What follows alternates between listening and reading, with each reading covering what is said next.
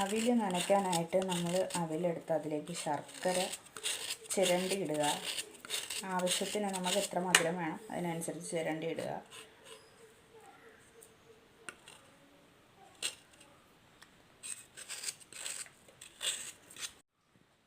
പേരയ്ക്ക്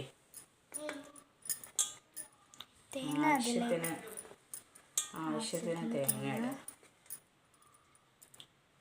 ഇനി തോന്നും മാമ വിളിക്കും.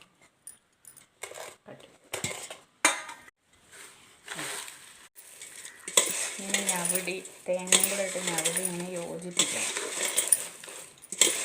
നന്നായിട്ട് ഞവടി യോജിപ്പിച്ചാൽ മാത്രമേ ആരോഗ്യമുള്ളവർക്ക് ചെയ്യാൻ പറ്റുന്നൊരു കാര്യമാണ്. കാരണം നന്നായിട്ട് ആ തേങ്ങാപ്പാൽ ഇതിലോട്ട് മിക്സാകും, എന്നാലേ അവിൽ നനയത്തുള്ളൂ. പിന്നെ നമ്മൾ കുറച്ച് ആവശ്യത്തിന് കുറച്ച് ചെറുതായിട്ട് വെള്ളം ചേർത്ത് കൊടുക്കുകയാണ് ചെയ്യുന്നത് കേട്ടോ.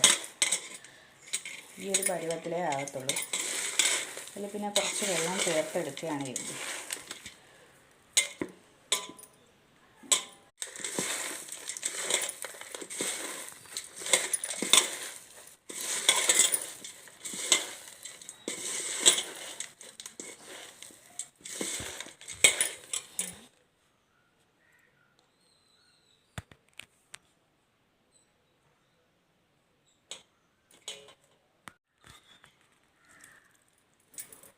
കുറച്ച് വെള്ളം ഇതിലേക്ക് ഒഴിച്ച് കൊടുക്കാം.